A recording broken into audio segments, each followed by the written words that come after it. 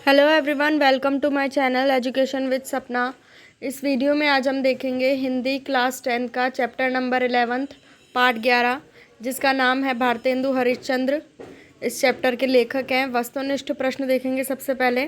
तो चलिए शुरू करते हैं इस वीडियो को लाइक करें, शेयर करें। चैनल पे नए हैं तो सब्सक्राइब करके बेल आइकन को प्रेस करें, जिससे आने वाली नेक्स्ट वीडियो की नोटिफिकेशन आप तक तुरंत पहुँच सके। पहला प्रश्न है, भारतेंदु हरिश्चंद्र का जन्म स्थान है, तो इसमें हो जाएगा काशी।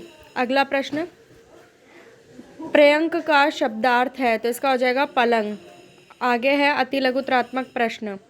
तीसरा प्रश्न है, लेखक के मन में प्रथम क्या विचार आया, तो इसका उत्तर हो जाएगा लेखक के मन में अपना नाम अमर करने के लिए सर्वप्रथम कोई मंदिर बनाने का विचार आया। अगला फोर्थ क्वेश्चन है, उद्दंड पंडित कहाँ से बुलाए गए थे, तो इसका उत्तर हो जाएगा हिमालय की कंदराओं में से खोज कर अनेक उद्दंड पंडित बुलाए गए थे। पांचवा प्रश्न है, ज्योतिष विद्या के कुशल पंडित का क्या नाम था, तो इसका उत्तर हो जाएगा ज्योतिष विद्या के कुशल पंडित का नाम लुप्त लोचन ज्योतिषाभरण था। अब है लघुत्रात्मक प्रश्न, जिसमें छठा प्रश्न है, लेखक ने देवालय बनाने का विचार क्यों त्याग दिया, तो इसका उत्तर हो जाएगा देवालय बनाने का विचार आने पर लेखक ने सोचा कि इन दिनों पाश्चात्य सभ्यता तथा अंग्रेजी शिक्षा का जो प्रचार हो रहा है, यदि आगे भी यही स्थिति रही तो मंदिर में दर्शन के लिए कोई नहीं आएगा, कोई उस ओर देखेगा भी नहीं। अंग्रेजी शिक्षा सभ्यता के प्रसार से देवालयों की घोर उपेक्षा होगी और पुण्य लाभ भी कम ही हो पाएगा। इस विचार से लेखक को देवालय बनाने के विचार का परित्याग करना पड़ा।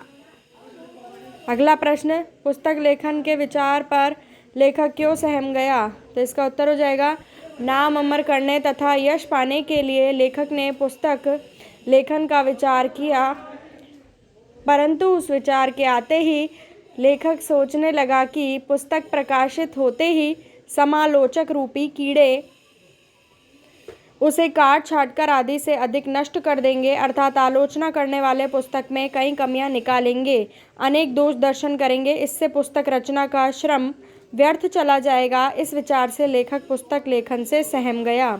आठवां प्रश्न, पंडित प्राणांतक प्रसाद की क्या विशेषता बताई गई है, तो इसका उत्तर हो जाएगा लेखक व्यंग्य रूप में बताता है। व्यंग्य का अर्थ यहाँ सिंपल लैंग्वेज में हम ले तो ताना होगा, किसी को हम ताना मारें उस टाइप में हिंदी में व्यंग्य उपयोग में लिया जाता है कि पंडित प्राणांतक, प्राणांतक का अर्थ है प्राणों का अंत। प्राणांतक प्रसाद संसार में विख्यात महावैद्य हैं, चिकित्सा में इतने कुशल हैं कि इनकी दवा का सेवन करने वाला व्यक्ति तुरंत चिता पर चढ़ जाता है। कोई रोगी कितना ही दुखी क्यों ना हो, वह क्षण भर में स्वर्ग का सुख प्राप्त कर लेता है। व्यंग्य किया गया है इनके ऊपर। इनके द्वारा दी गई औषधि को खाते ही रोगी सांसारिक कष्ट में जीवन से छुटकारा अर्थात मोक्ष को पा लेता है।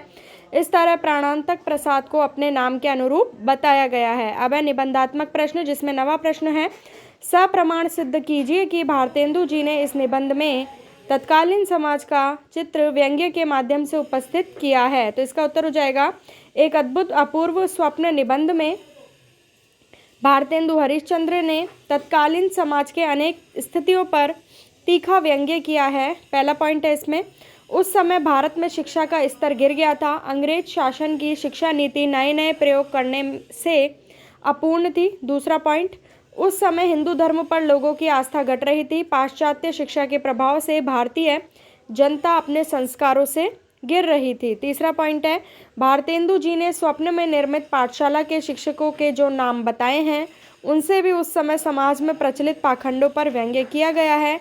इस प्रकार प्रस्तुत निबंध में अनेक स्तर पर व्यंग्य किया गया है। अगला 10वां प्रश्न है, भारतेंदु जी की शैली पर प्रकाश डालिए, तो इसका उत्तर हो जाएगा भारतेंदु जी से पूर्व हिंदी गद्य रचना में दो प्रधान शैलियाँ प्रचलित थी, एक तत्सम प्रधान विशुद्ध हिंदी की शैली तथा दूसरी उर्दू के तत्सम शब्दों से भरी उर्दू वाक्य रचना वाली शैली।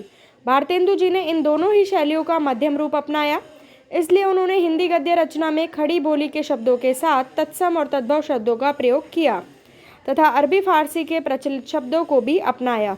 इस प्रकार उन्होंने अपनी भाषा को बोलचाल के व्यवहारिक शब्दों से संवारा और उसे उपयोग एवं लोकप्रिय रूप दिया।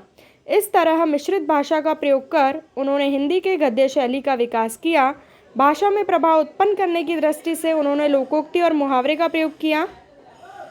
भारतेंदु की भाषा वास्तविक अर्थों में जन भाषा के रूप में उभरी और उससे हिंदी भाषा के भावी स्वरूप के विकास को आधारशिला प्राप्त हुई। तो ये थे इस चैप्टर के क्वेश्चन आंसर। जो भी जितने भी क्वेश्चन आंसर हैं वो उन सभी के आंसर मैंने इस वीडियो में बता दिए। वीडियो को लाइक ज़रूर करें, ज़्यादा से ज़्यादा फ्रेंड्स के साथ शेयर करें, चैनल को सब्सक्राइब जरूर कर लें ताकि नेक्स्ट भी कोई वीडियो मैं अपलोड करूँ तो उसकी नोटिफिकेशन आप तक तुरंत मिल सके। मिलती हूँ नेक्स्ट वीडियो में। Thank you.